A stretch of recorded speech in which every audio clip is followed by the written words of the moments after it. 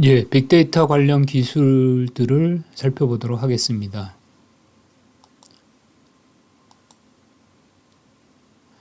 자, 먼저 이 화면에 가득 채워진 단어들을 한번 살펴보도록 하겠습니다. 디지털 전환, 디지털 트랜스포메이션, 가상물리 시스템, CPS, 인더스트리 4.0, 4차 산업혁명, 머신러닝, 딥러닝, 빅데이터, 사물 인터넷, 크라우드, 스마트 공장, 스마트 빌딩, 스마트 시티, 스마트 헬스케어, 인공지능, 통계, 데이터 웨어하우스, 데이터 마이닝, 예측 분석, 데이터 과학. 자, 이 단어들은 서로 독립적으로 이해할 것이 아니라 상호 간의 협업과 기술의 교류를 통해서 상호 발전하는 형태의 개념으로 이해를 하셔야지 됩니다. 자, 구글 트렌드를 통해서 데이터 마이닝, 데이터 웨어하우스, 빅데이터, 데이터 사이언스라는 네 가지 주제 영역에 대해서 2004년부터 관심사가 어떻게 변한지를 살펴보도록 하겠습니다. 먼저 전 세계적인 흐름입니다. 자, 실제 구글이 트렌드를 통해서 이 관심도를 집계하기 시작한 서비스가 개시된 게 2004년이죠. 그래서 2004년 시점에 데이터 마이닝과 데이터 웨어하우스에 대한 관심이 굉장히 높았습니다. 그래서 관심도가 시간이 지남에 따라서 쭉 떨어지면서 반면에 2012년을 기점으로 이제 빅데이터라는 개념이 주제가 이제 부각되기 시작했고 세인들의 관심을 끌기 시작했고 2013년 2월에는 드디어 빅데이터의 관심이 데이터 마이닝과 데이터 웨어하우스를 넘어서 전 세계적으로 가장 관심이 대상이 되는 주제가 되었습니다. 하지만 2019년 1월에 들어오면 이 데이터 사이언스에 대한 관심이 증폭되면서 2019년 1월에는 데이터 사이언스에 대한 관심도가 데이터 마이닝은 물론이고 빅데이터의 관심도를 뛰어넘게 되었습니다. 근데 한 가지 재밌는 것은 이제 글로벌 추세하고는 다르게 대한민국의 상황을 살펴보게 되면 먼저 이 아까 전 세계적으로 봤을 때 빅데이터의 관심이 데이터 마이닝을 뛰어넘는 2013년 2월에는 이미 대한민국은 이제 빅데이터 세상이 되어 있었다.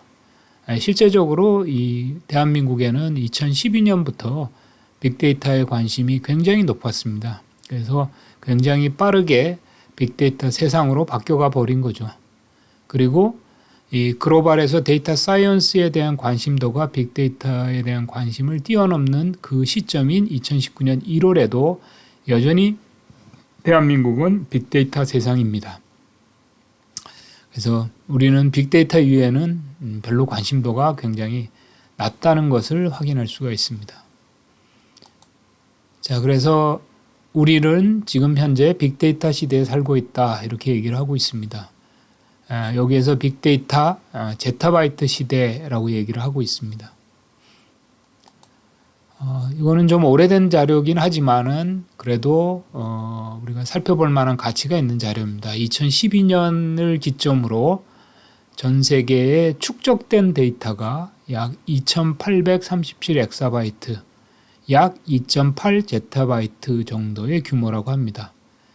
근데 보통 1 엑사바이트가 가장 많은 정보를 가지고 있는 도서관이다라고 하는 미 국회 도서관의 약 2.5배 정도의 정보를 저장할 수 있는 공간 크기다라고 놓고 봤을 때 이 2.8 제타바이트는 미 국회 도서관 정보의 약 7,000배 정도, 그러니까 즉 7,000개의 미국 국회 도서관에 쌓을 수 있는 정도의 정보가 전 세계적으로 축적되어 있다라는 얘기가 됩니다. 물론 그 중에 3분의 1은 미국에 쌓여 있고 3분의 1이 유럽, 서유럽, 중국, 인도에 쌓여 있고 나머지 나라에 3분의 1이 쌓여 있는 구조입니다. 요거는 2009년도에 종업원이 1000명 이상이 되는 미국의 회사들의 산업별로 평균 한 회사가 어느 정도의 데이터를 축적하고 있느냐 하는 것을 집계낸 통계치입니다. 그래서 가장 많은 한 회사당 가장 많은 데이터를 보유하고 있는 것은 역시 투자 서비스 회사. 실제적으로 이 투자 회사는 상당히 많은 문서 자료를 가지고 있습니다. 그렇기 때문에 실제 사이즈가 굉장히 클 수밖에 없는 거죠. 다음이 은행. 은행은 약 1931 테라바이트, 한 금융기관이 1931 테라바이트 정도의 데이터를 쌓고 있다라는 얘기고, 그 다음이 제조회사로 1798 테라, 통신이 1792, 서비스 유틸리티가 1507, 정부기관도 무려 1312 테라바이트 정도의 데이터를 평균적으로 가지고 있다라는 얘기가 됩니다. 여기에서 그 데이터의 크기를 나타내는 수치에 대해서 흔히 우리가 이제 메가, 기가, 테라, 제타, 엑사, 페타로 이렇게 되는데, 한 단위 증가할 때마다 1000씩 늘어나는 거죠. 그래서 우리가 통상적으로 메가바이트 시대라고 하면 우리가 떠올리는 게 3.5인치 플로피 디스크다. 그래서 이 3.5인치 플로피 디스크가 약 1.44 메가바이트 정도의 데이터를 저장할 수 있는 매체였습니다. 그 다음으로 출현된 것이 1기가, 기가바이트 시대, USB를 떠올리시면 되고요. USB가 요즘 USB는 뭐 16기가, 32기가 정도, 뭐 더 나아가서 64기가짜리 뭐 USB도 존재합니다만, 통상적으로 제일 많이 쓰는 게 이제 16기가짜리 USB가 아닌가 생각이 됩니다. 그 다음 테라바이트는 이제 외장 장치, 외장 하드디스크 장치를 떠오르시면 되는데요. 보통 이제 1테라니 2테라 이렇게 요즘 이제 가장 많이 쓰이는 외장 장치 용량이 거의 한 2테라 정도 된다고 보고요. 1테라 정도 되면 보통 우리가 고영상의 그 영화가 대충 이제 풀 HD 기준으로 했을 때 이제 4기가에서 약 8기가 정도를 차지합니다. 그러니까 이제 약 4기가 정도로 봤을 때 1테라 되면 그런 이제 고영상 영화를 약 250편 정도 저장할 수 있는 공간이다. 이렇게 이해하시면 되겠죠. 그래서 1테라의 하드디스크 외장에는 뭐 4.4기가짜리 영화 한 250편을 저장한다. 그게 이제 1000개쯤 모이면 이제 제타바이트가 되는 거고요. 다시 이 제타바이트의 1000배에 해당되는 게 엑사바이트입니다.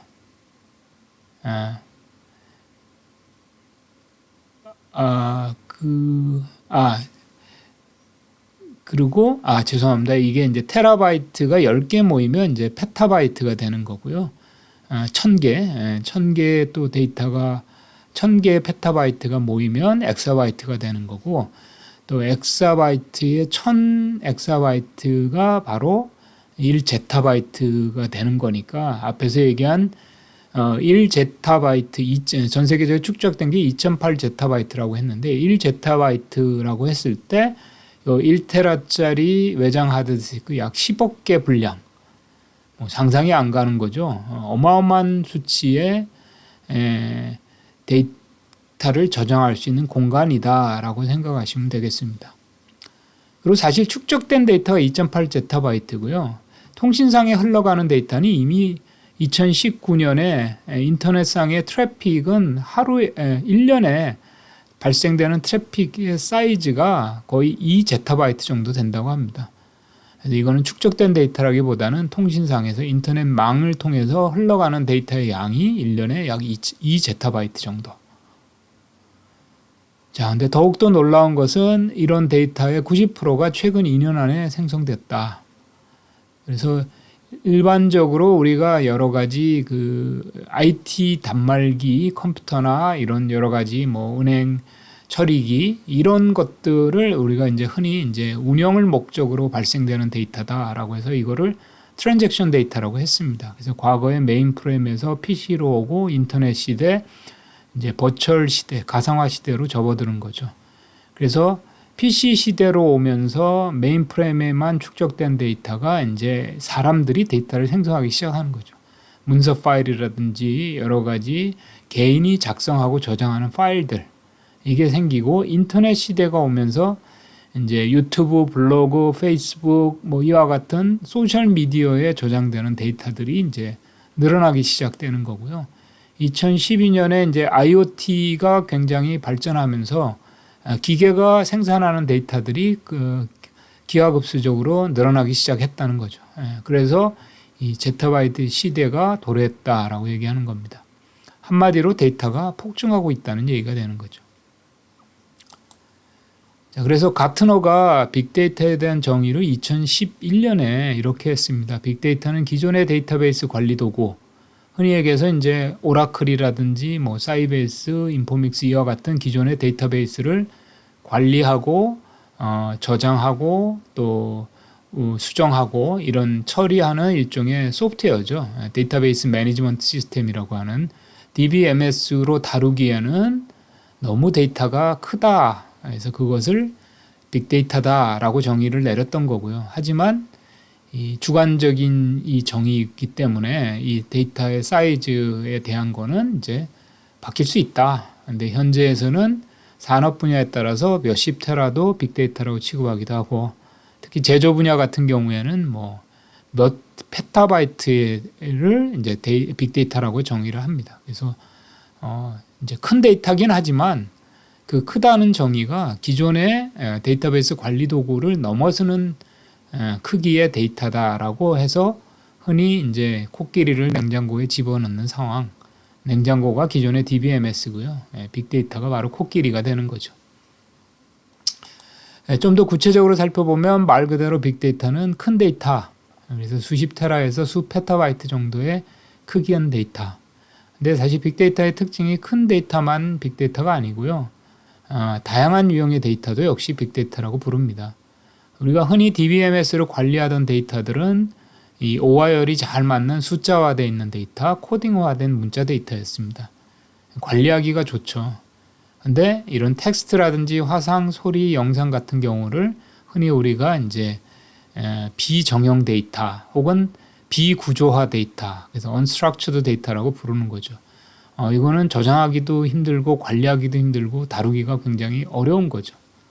그 외에 이제 아까 IoT 같은 센서가 만들어낸 데이터를 이제 XML 데이터 혹은 태그 데이터라고 하고, 이거를 반정형 혹은 세미 스트럭처드 데이터라고 부릅니다.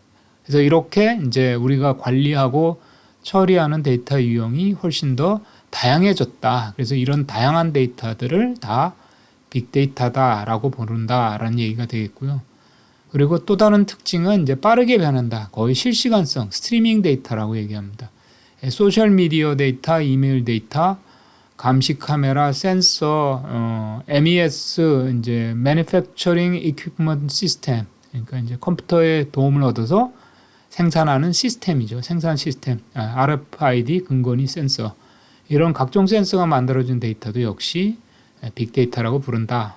그 외에 GPS 데이터, 내비게이션 데이터, 교통정보 수집 장치 등의 데이터, 통신 데이터, 로그 데이터, 기계가 만들어내는 데이터들을 다 실시간성 데이터고 굉장히 빠르게 생성되는 데이터. 그래서 이거를 빅데이터다 이렇게 얘기를 한 거고요. IBM은 빅데이터의 특징을 처음에는 이제 3V라고 얘기해서 이제 Volume, Variety, Velocity라는 얘기를 했었고요. 여기에 이제 네 번째 V를 해서 Veracity라는 거, Veracity가 굉장히 불확실하다라는 거죠. 데이터는 굉장히 많고 다양하고 빠르게 생성되는데 의사결정하는 데는 굉장히 불확실하다. 그래서 여전히 의사결정에 어려움이 있다. 그래서 이제 4V라는 얘기를 했고요. 이 이후에 또 이러한 환경 속에서 우리가 밸류를 만들어내야 된다. 그래서 5V까지 나갔던 내용입니다. 그래서 빅데이터 특징이 사실은 저는 개인적으로 빅데이터라고 부르지 말고 어려운 데이터라고 부르면 딱 맞습니다. 그래서 기존의 IT 시스템으로 처리하기, 수집, 관리, 저장, 분석, 활용하기가 어려운 정도의 데이터, 이게 빅데이터인데 크기가 커서 종류가 다양해서 굉장히 빠르게 바뀌어서 이렇게 생각하시면 되겠습니다. 네, 맥킨지가 2011년에 빅데이터는 혁신 및 경쟁 그리고 생산성 향상에 있어서 아주 새로운 프론티어가 될 것이다 라고 언급하면서 빅데이터 활용이 사회 전반의 생산성 향상을 기여한다 라고 본 거예요. 그래서 특히 이 5개 분야, 헬스케어 분야, 미국의 헬스케어 분야에서 빅데이터를 잘 활용하면 연간 0.7%의 생산성 증가를 가져다 줄 수 있고, 이것은 3,300억 달러의 가치를 지닌다라는 뜻이고요. 또 빅데이터를 잘 활용하면 유럽의 공공행정에서 연 0.5%의 생산성 증가가 기대되고, 이는 이제 약 2,500억 유로의 가치가 있다라고 얘기한 겁니다.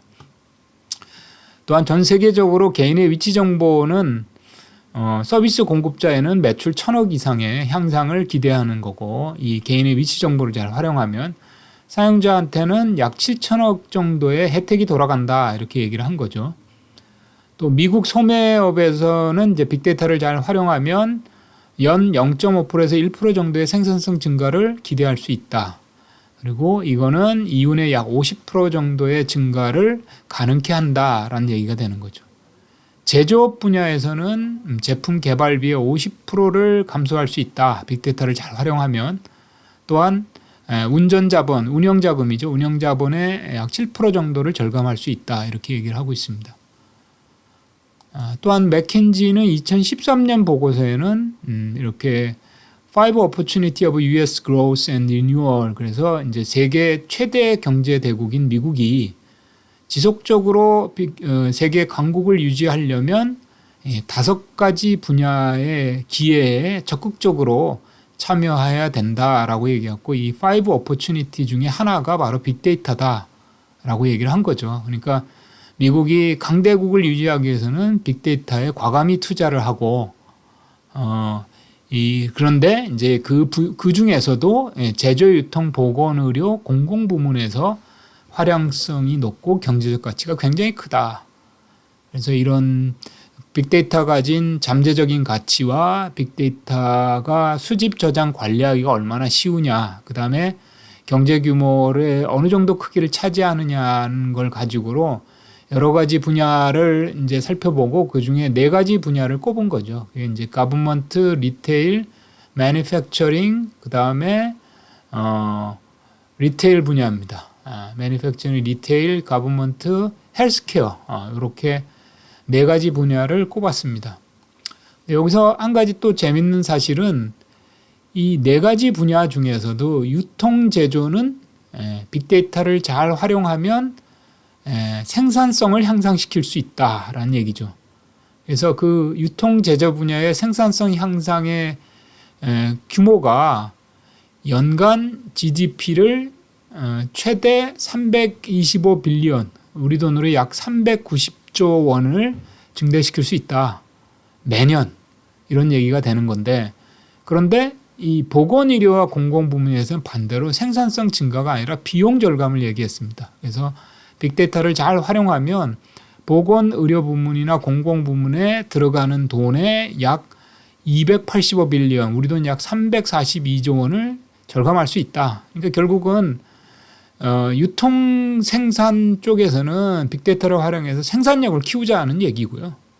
헬스케어나 가버먼트는 이미 많은 돈이 지출되고 있으니까 빅데이터를 잘 활용해서 꼭 쓸 때 쓰는 거죠. 불필요하게 쓰는 비용을 줄이겠다. 그렇게 하는 것이 이제 미국이 경제대국을 유지할 수 있는 방법이다. 이렇게 리포트로 얘기를 한 거죠. 그래서 빅데이터가 가지는 잠재 가치를 미국의 현 시점과 결부시켜서 작성된 리포트라고 할 수 있겠습니다. 그래서 빅데이터는 거의 모든 산업에서 효율성 증가와 새로운 비즈니스 모델을 만드는 데 활용되고 있다. 즉 구체적으로 보면 운영의 효율성, 투명성 수준을 증대하고 최적화된 자원 소비, 프로세스가 품질과 성능 개선을 통해서 운영을 적절히 효율 있게 하도록 한다는 거고, 고객의 충성도와 유지를 증대하고 정교한 고객 세분화 타겟팅을 기반으로 고객 교류 및 서비스 최적화를 통해서 더 나은 고객 경험을 제공한다. 그 다음에 기존의 제품의 수익 확대와 완전히 새로운 제품의 수익 창출을 통해서 새로운 비즈니스 모델을 발굴하는데 빅데이터가 활용될 수 있다라는 얘기가 됩니다. 자, 그러면 이제 빅데이터 활용 사례를 몇 가지 살펴볼 텐데요. 이 구글 독감 트렌드 서비스는 이미 여러분들 잘 알고 계신 사례 중에 하나인데 빅데이터와 관련돼서 가장 유명한 사례라고 볼 수 있겠죠. 그래서 구글이 독감에 걸리면 사람들이 여러 가지 증상에 대한 검색을 구글 검색 엔진을 통해서 검색했다.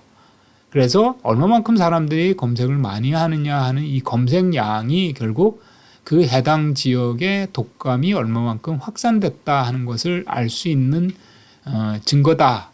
그래서 이거를 이용해서 이제 독감의 확산을 예측했는데 이게 미국 보건당국의 주 단위 갱신보다 훨씬 빠르게, 그래서 보건당국은 주 단위로 갱신했는데 구글 독감은 이제 매일매일 갱신을 했다라는 얘기입니다. 그래서 미국 질병통제예방센터의 그 발표보다 일주일이나 열흘 앞서서 독감이 이제 미국 내에 창궐할 거라는 것을 미리 탐지했다.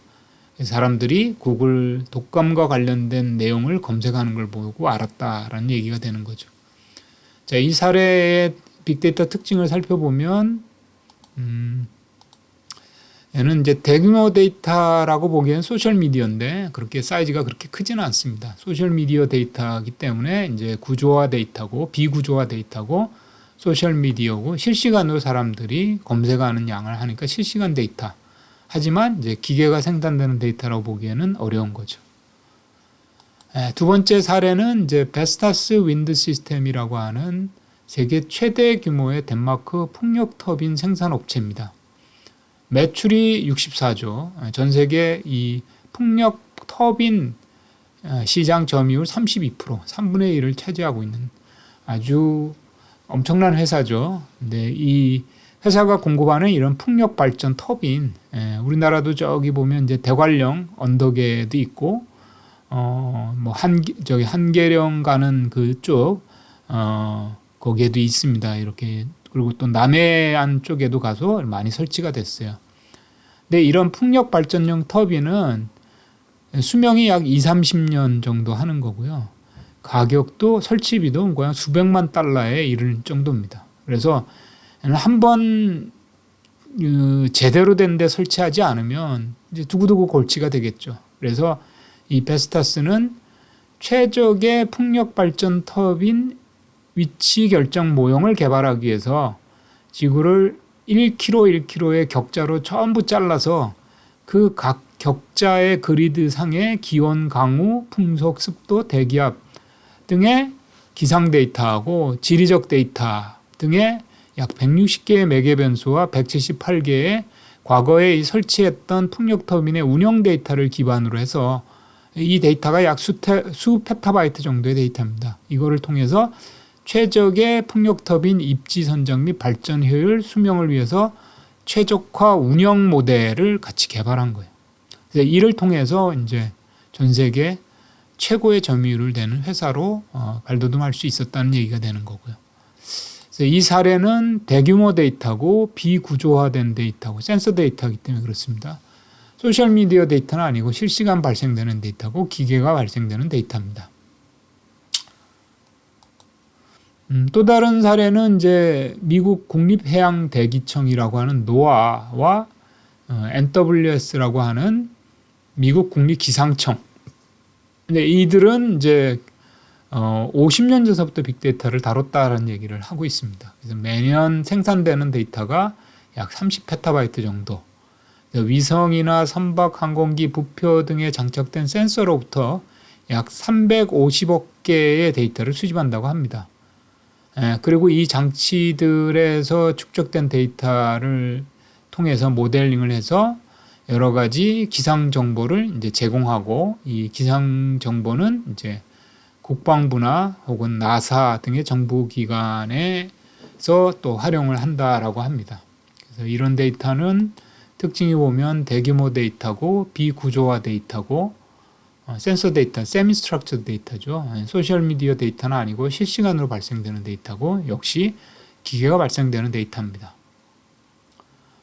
또 다른 사례를 살펴보면 이제 볼보인데 이제 볼보는 빅데이터 시스템을 도입해서 소비자의 운전 과정에서 자동차에 내장된 전자 센서를 통해서 수집된 데이터를 분석해서 이 자동차를 생산할 때는 우리가 미처 발견하지 못했던 여러 가지 결함을 소비자로부터 이제 찾아내는 거고요. 소비자의 결함뿐만이 아니고 소비자가 잠재적으로 필요로 하는 여러 가지 니즈, 기능들을 파악하는데 활용했다라는 얘기입니다. 그래서 이제 과거에는 약 한 50만 대 정도 차가 팔린 뒤에나 알 수 있게 될 그런 결함을 이제는 1000대 정도 판매 시점에서 포착해서 이거를 개선함으로써 사후 관리 비용을 크게 경감했다라는 사례가 됩니다. 이거는 역시 대규모 데이터고 비구조화 데이터고 소셜미디어 데이터는 아니고 실시간 데이터도 아닙니다. 그래서 요즘은 이제 자동차에 실시간으로 무선 이제 통신, 무선 인터넷을 통해서 데이터를 주고받지만 이때는 이제 저장 장치에 블랙박스 같은 저장 장치에 저장해서 이거를 이제 정비소로 가게 되면 그때 다운로드하는 방식이었기 때문에 실시간 데이터는 아닙니다. 물론 이제 기계가 생산되는 데이터죠. 또 다른 사례로서는 이제 미국 보스턴시의 스트리트 범퍼 얘기를 합니다. 스트리트 범프. 그래서 이제 비가 오거나 눈이 오거나 이렇게 되면 이제 도로가 이렇게 파손이 돼요. 파손이 되는 이거를 우리가 포트홀이라고 얘기합니다. 도시가 넓다 보면 이런 포트홀이 어디 발생되는지 이 정부의 도로관리 관청에서 제대로 확인하기가 어려워서 이 앱을 개발해서 이 스마트폰 앱을 개발해서 이걸 시민들한테 배포하고 시민들이 이거를 킨 상태에서 운행을 하면서 이렇게 덜컹거리는 데가 발생이 되면 이 정보를 이제 도로관리국에다가 보냈다라는 얘기죠. 그래서 거기서 수집된 정보를 바탕으로 포트홀 가능성이 높은 데를 이제 추정하는 거죠. 이러이러한 그 차량에 있는 정보를 바탕으로 여기에 포트홀이 있을 가능성이 굉장히 높아 하면 거기에 그 도로 유지보수 인원을 보내서 실제 포트홀이 있는지를 확인하고 떼우는 작업을 하는 거죠. 그래서 이는 이제 신속한 도로 유지보수를 함으로써 효과적으로 유지보수를 함으로써 비용 절감도 하고 이 포트홀로 인해서 발생되는 여러 가지 안전사고 예방에도 기여했다라는 예가 됩니다. 자, 이는 대규모 데이터라고 볼 수 있고 비구조화 데이터고 소셜미디어 데이터고 이거 사람들의 스마트폰 앱을 통해서 오는 거니까 실시간 데이터고 기계가 생산하는 데이터라고 볼 수가 있습니다. 또 다른 사례는 이제 보험회사인데요. 프로그레시브 보험사가 사고 가능성 예측 모델을 만들어서 이 빅데이터를 활용해서 사고 가능성 예측 모델을 통해서 이 굉장히 진입이 어려운 자동차 보험회사에 진입을 했다. 보험 시장에 진입했다는 얘기입니다. 미국의 3대 보험회사죠. 그래서 계약자가 예를 들어서 자동차 보험을 하고자 하면 이런 장치를 제공합니다. 그래서 이 장치를 이제 장착을 하고 이제 운행을 하는 거예요. 운행을 하면 너는 보험료가 뭐 한 달 정도 운행을 딱 하고 나면 너는 사고 유발 가능성이 굉장히 높으니까 보험료를 많이 내야 돼. 혹은 이제 당신은 사고 유발 가능성이 굉장히 낮으니까 보험료를 많이 깎아줄게. 이런 걸 결정하는 거죠. 그래서 실제 이 사람들의 운전하는 습성 행태 데이터를 수집해서 사고 유발 가능성을 이제 예측하는 겁니다. 그래서 이렇게 함으로써 굉장히 경쟁이 치열한 이제 미국 자동차 보험 시장에 성공적으로 진출했다라는 사례가 됩니다. 이 사례의 특징을 살펴보면 대규모 데이터고 비구조화 데이터고 소셜미디어 데이터는 아니고요. 실시간 데이터고 기계가 생성하는 데이터라고 볼 수가 있죠. 자, 이외에도 굉장히 많은 빅데이터 사례가 있습니다. 앞에서 얘기했듯이 우리나라는 빅데이터 왕국이에요. 그래서 관련 부처, 특히 정보산업진흥원 이런 데서 글로벌 사례집을 비롯해서 다양한 자료들을 살펴봤으니까 한번 이제 검색을 해서 이 자료가 얼마든지 여러분 인터넷에서 다운받을 수 있습니다. 해서 보시면 좀 더 다양한 빅데이터 사례를 접할 수가 있습니다. 자, 세계적인 시장 조사 기관인 위키본이 2018년 조사한 보고서를 따르면 2017년에 약 전체 빅데이터 시장이 이게 35억 달러, 350억 달러네요. 350억, 그러니까 이 빌리언이니까 350억 달러 규모인데, 이게 이제 2027년까지 거의 한 10% 정도로 쭉 성장을 해서 2027년에는 약 1030억 달러, 우리 돈으로 약 116조 2,900억 정도에 도달할 것이다 라고 본 거고요. 평균 성장률이, 연평균 성장률이 약 11% 정도로 추산하고 있고요. 그 중에서 이제 소프트웨어의 연평균 성장률은 약 16%로 가장 가파르게 성장할 것이다 라고 본 거예요. 우리나라 시장은 2019년 2월에 이제 한국 IDC가 발표한 연구 보고서를 살펴볼 수가 있는데요. 2017년에 이제 대략 한 1,300억 정도, 1,300억, 1,300, 그러니까 1조 3천억이네요. 1조 3천억 정도의 규모인데 2022년에는 약 2조 2천억 정도의 규모가 될 것이다 라고 본 거고요. 우리나라에 가장 크게 성장할 수 있는 부문은 역시 이제 서비스로 본 거예요. 서비스. 우리나라에 특히 이제 뭐 빅데이터 관련한 이제 플랫폼 구축 사업, SI, SM 이런 것들이 더 활발히 진행되고 있어서 앞에 글로벌 시장에는 소프트웨어가 성장률을 주도했다라고 하면 이제 우리나라 빅데이터 시장은 이제 서비스가 주도할 것이다라고 바라본 거죠. 자, 이렇게 그 빅데이터 시장은 굉장히 커지고 있음에도 불구하고 실제 빅데이터를 도입하려는 기업의 입장에서는 굉장히 어려움이 많다라고 리포팅을 하고 있습니다. 그래서 이 가트너가 2013년에 조사한 보고서를 따르면 총 687개의 빅데이터 도입 기관한테 빅데이터를 도입하면서 가장 힘든 게 뭐냐라고 물어봤더니 빅데이터를 가지고 뭘 해야 될지 모르겠다. 빅데이터를 도입하는 전략을 수립하기 어렵다. 빅데이터 활용에 필요한 스킬과 능력을 습득하기 어렵다는 순으로 어려움을 호소하고 있습니다. 이거는 이제 한국의 그 과기정통부가 2018년에 데이터 산업 현황 조사 자료집을 내면서 매출액 1,000억 이상의 기업과 1,000억 미만의 기업에 대해서 빅데이터 도입률을 살펴본 겁니다.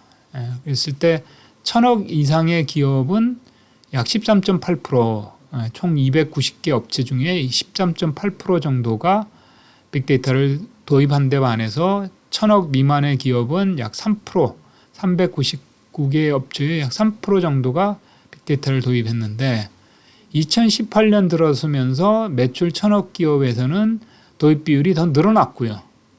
반면에 1,000억 미만의 기업에서는 거의 비슷하거나 약간 줄은 양상을 띠고 있습니다. 자, 그래서 이 도입하지 않은 그 기업들에 대해서 왜 도입을 안 했느냐라는 것을 물어봤어요.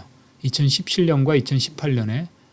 근데 2017년에는 우리가 빅데이터라고 할 만한 게 너무 없어. 우린 빅데이터가 없어. 약 45.6%. 그다음에 빅데이터를 효과적으로 다룰 수 있는 전문 인력이 없어라는 게 26.4%. 세 번째는 우리는 빅데이터를 도입하기에 규모가 작아서 예산이 없어 하는 게 23.2%로 나타냈습니다. 2018년에 들어와서는 첫 번째로 꼽은 게 바뀐 거죠. 관련 빅데이터 전문 인력이 없다라는 이유가 41.5%로 1등, 그다음에 관련 데이터가 부재하다가 33.7%, 예산이 문제가 있다. 회사가 작아서 예산에 문제가 있다. 26.9% 정도로 나타냈습니다. 빅데이터 산업을 활성화시키려면 어떤 정책을 펴야 되느냐 하는 것을 물어봤는데 빅데이터를 공급하는 기업과 이 빅데이터를 도입하는 일반 기업이 약간 다른 양상을 띠고 있습니다.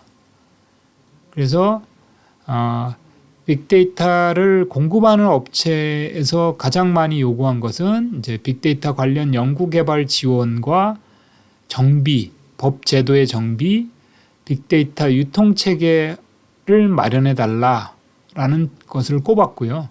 빅데이터를 도입하는 일반 기업에는 빅데이터 관련 인력의 양성 및 교육이 필요하다. 그 다음에 빅데이터의 성공 사례 전파가 필요하다. 빅데이터 관련 연구개발비를 지원해 달라. 그래서 조금 다른 양상을 띠고 있습니다.